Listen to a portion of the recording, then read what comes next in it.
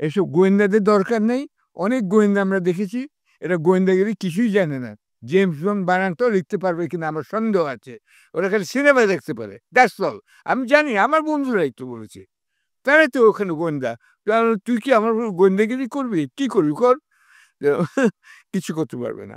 সুতরাং আমাদের দেশে প্রত্যেকটা এম্বাসি এখন ডক্টর ইউনূসকে বিবেচনা করতে হবে, এম্বাসি নতুন করে কাঠামো তৈরি করা যায় এবং নতুন ডিভিশন করা যায়, যার মধ্যে একটা প্রধান ডিভিশন হবে এনআইডি ডিভিশন। বলতেই হবে আমাকে। এবং সেজন্যই তিনি এতগুলো ডিগ্রি অর্জন করেছিলেন। তিনি দেখাতে চেয়েছিলেন তোমাদের সবাই যেতে আমি শিক্ষিত, তোমাদের একটা পিএইচডি, একটা পিএইচডি, একটা পিএইচডি থাকতে হবে। আমার ১ ডজন পিএইচডি আছে। তার মধ্যে একটা হচ্ছে ডারহাম পিএইচডি। আমি মনে করি ডারহাম ইউনিভার্সিটিকে এখনই চিঠি লেখা উচিত যে তোমরা বঙ্গবন্ধু কেয়ার অপসারণ করো। এটা আমাদের অনেক পরিশ্রমের ফসল ছিল। ৯১ হাইওয়ে হিলে আমরা ইস্ট পাকিস্তান হাউস করেছিলাম, কারণ আমাদের স্বপ্ন ছিল ইস্ট পাকিস্তানকে স্বাধীন করতে হবে। সেইটা হয়নি। তখন হয়নি, কিন্তু বাড়িটা বিক্রি হয়ে গেছে। কোথায় গেল টাকাটা? তার পিএইচডি কি আমাকে দিতে হবে? শেখ হাসিনা ওয়াজেদ মিয়া, আপনার পুরো নাম এটা। মিসেস মিয়া, আপনি যেখানে থাকুন, আপনি আসুন। কয়টা আপনি চান? আপনাকে আমি অনেক সার্টিফিকেট দিয়ে দেবো, নট এ প্রবলেম। আপনি নকলবাজ, ধড়িবাজ, ধান্নাবাজ। সুতরাং আমিও তাই হতে পারি। আপনি মনে করবেন না যে আমি হতে পারি না। আসুন, আমার সঙ্গে বাংলা লিখুন, কম্পিট করুন। আমার সঙ্গে ইংরেজি লিখুন, কম্পিট করুন। আমি খোলা ময়দানে, স্টেডিয়ামে ডাকতে চাই। সুতরাং আজকের হাই কমিশনকেও সংস্কার করতে হবে।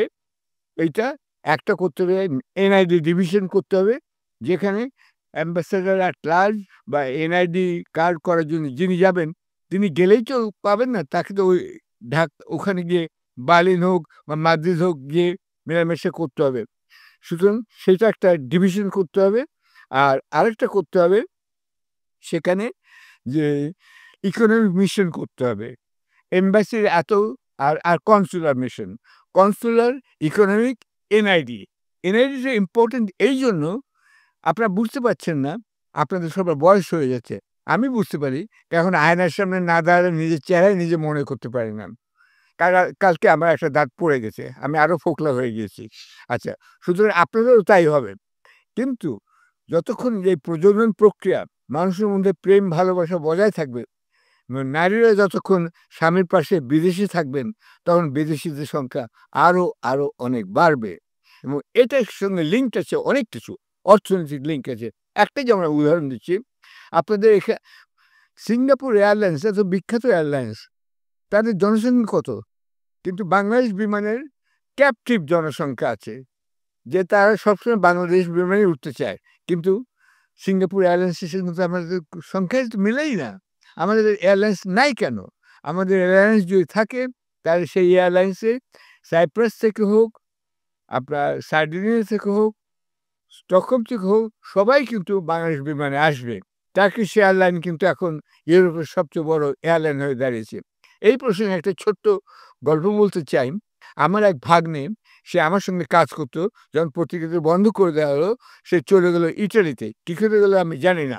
ইটালিতে গিয়ে সে খুব ইটালি ভালো মদ বা ওয়াইন প্রডিউস করে, বিশেষ করে চিয়ান্তি এক ধরনের মদ আছে, ওরা প্রডিউস করে।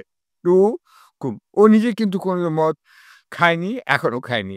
সেখান থেকে ওর খ্যাতি এমন হলো যে সে ভালো মদ পরিবেশন করতে পারে। ওকে বেলজিয়ামে চাকরি দিয়ে নিয়ে গেল। বেলজিয়াম থেকে সে ফোন করে আবার আমাকে জানালো, এখন আমাকে আবার ইটালিতে সার্ডিনিয়াতে ডেকে পাঠিয়েছে। সার্ডিনিয়ায় আপনার ম্যাপ খুলে দেখবেন, হাতিয়া সন্দ্বীপের চাইতেও হয়তো বড় দ্বীপ সেটা। এবং সেখানে কি রোম থেকে যেতে হলে প্লেনে করে যেতে হয়, অথবা ফেরি করে যেতে হয়।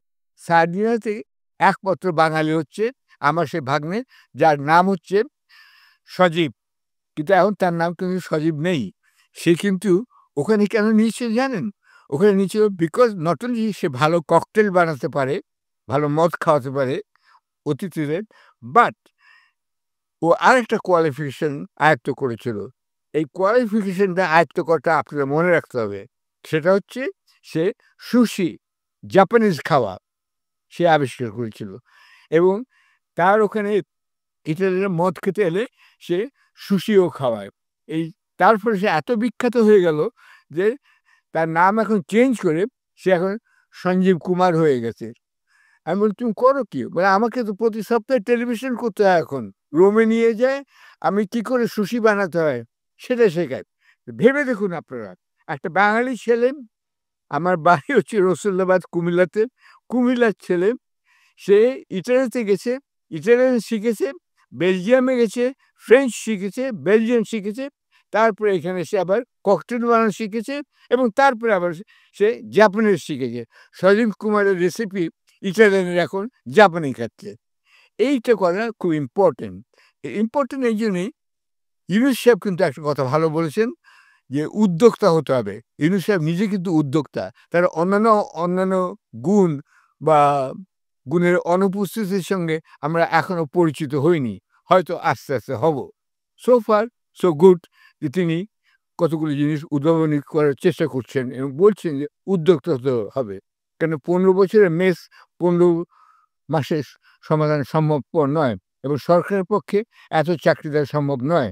সুতরাং আমার অনুরোধ, আপনারা এই সরকারকে সময় দেবেন এবং ইতিমধ্যে আপনারা সবাই যে যেখানে আছেন তারা তাদের আরও গুণ আয়ত্ত করার চেষ্টা করেন। আমার সঙ্গে আমার এখন তো যথেষ্ট বয়স হয়েছে, আমার তো গর্ব করার কিছু নেই। কিন্তু যদি আমাকে এখান থেকে আবার বের করে দেওয়া হয়, আমি পৃথিবীর যেকোনো দেশে একজন চার্টার্ড অ্যাকাউন্ট্যান্ট হিসেবে একটা কাজ করতে পারবো। যেকোনো সাংবাদিক, যেকোনো ফটোগ্রাফার, তাদেরকে মনে রাখতে হবে আপনার কম্পিটিটর কিন্তু আজকে এই মোবাইল ফোনটাই। এখানেও ভালো ছবি তোলা যায়, তাই না? আমার পকেটে কিন্তু আছে, টুঙ্গিপাড়াতে যেটা হয়নি, কিন্তু যেটা সিরিয়াতে হয়েছে, এখানেই আছে যে কি করে সেখানে আসাদের বাবার কবর থেকে কফিন তুলে কফিন পোড়ানো হচ্ছে। সেই ছবি আশা করি আপনারা লালগল্পে দেখতে পারবেন। আপনাদের দেখিয়ে দেবো। আমরা আরেকটা কথা মনে রাখতে হবে, বাঙালি কিন্তু ইনোভেটিভ নাম। ইউনুস সাহেব একটা ইনোভেটিভ লোক বলে গ্রামীণ ব্যাংক বের করেছে। এই যে এটা কিন্তু বাংলাদেশের পানি, বয়েলড পানি। এটা মিনারেল ওয়াটার না। এভিয়া যদি দেখেন, যেটা রিজভী সাহেব খান বা খেতে বাধ্য হন ডাক্তারের প্রেসক্রিপশনে, সেটা আল্প পাহাড়ের পানি। এটা কিন্তু বাংলাদেশের শুদ্ধ পানি। এটাও আমাদের আবিষ্কার নয়। এটাও কাগজও আমাদের আবিষ্কার নয়। বল পয়েন্টও আবিষ্কার নয়। এটাও নয়। আপনাকে ফ্লোরে বসে আবিষ্কার, লজ্জা লাগা উচিত আমাদের যে আমরা কিছুই আবিষ্কার করতে পারি না, নতুন কিছু ভাবতে পারি না। ইউ হ্যাভ টু থিঙ্ক নতুন। নতুন না হলে নতুন বাংলাদেশ হবে না। খালি কথা বলে হবে না। সুতরাং আপনাদেরকে আমি অনুরোধ করছি, নতুন কিছু করার কথা চিন্তা করুন, নতুন ভাবুন। যেমন এম্বাসিগুলোকে প্রত্যেকটাকে তাদের মান্থলি রিপোর্ট দিতে হবে। তোমরা কত খরচ করেছো, কত আয় করেছো, এই দেশ থেকে কত ব্যবসা তোমরা বের করেছো, কতগুলো ট্রাক্টর গাড়ি বিক্রি করেছো, নিশ্চয়ই পাঠাতে হতো এখান থেকে জাপানে। তবেই আজকে জাপানিজ এম্বাসি হয়েছে। এটা বুঝতে হবে। এম্বাসি করলেই হবে না। এনআইডির জন্য একজন লোককে আমরা ঘুরে বেড়াতে দেখলাম, হবে না। এখানে এম্বাসিতে আমি মনে করি এনআইডি ডিভিশনই করা উচিত। কেন মনে রাখতে হবে, এই যে দ্বিতীয় প্রজন্ম আসছে, এরা বাংলাদেশের প্রতি কিন্তু যে খুব মায়া মমতা থাকবে এটা নয়। কারণ তাদের নিজেদের বাড়িতে যদি মায়া মমতা না থাকে বাংলাদেশের প্রতি, তাহলে ছেলেমেয়েরা তো ওই দেশের মানুষ হবে। একজন আমেরিকার জন্ম হলে সে একজন আমেরিকান হবে, ব্রিটিশ জন্ম হলে ব্রিটিশ হবেন। আমার ছেলেমেয়েরা তা হয়নি। তার কারণ আমি নিজে বাংলা লিখি, বাড়িতে বাংলা বলি, স্ত্রীও বলে, আর আমরা দুজনে বিবিসিতে কাজ করতাম। তা আমাদের পরিবেশটাই সবসময় অ্যাংলো বেঙ্গলি ছিল। ইংরেজিও বলছি, বাংলাও বলছি। সুতরাং আমার ছেলে বাংলাও বলে, ইংরেজিও বলে। লিখতে পারে, অতটা ভালো পারে না।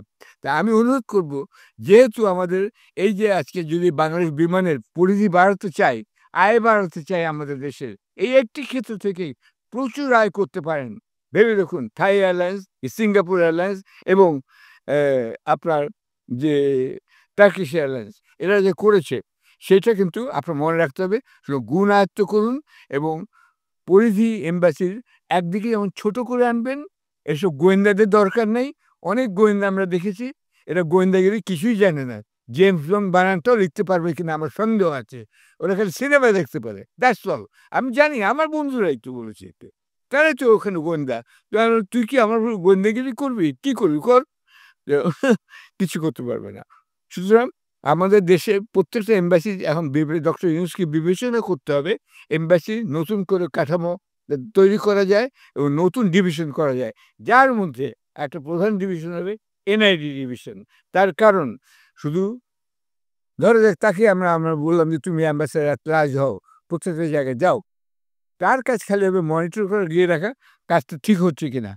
কিন্তু এই কাজের ভার, এনআইডি তৈরি করার ভার আমরা এমবাসির উপরে ছেড়ে দিতে পারি ৩-৪ জন। কনসুলার ডিভিশন, এনআইডি ডিভিশন এবং ওই যে বললাম ইকোনমি ডিভিশন। এর বাইরে আর বেশি ডিভিশন থাকার দরকার নেই।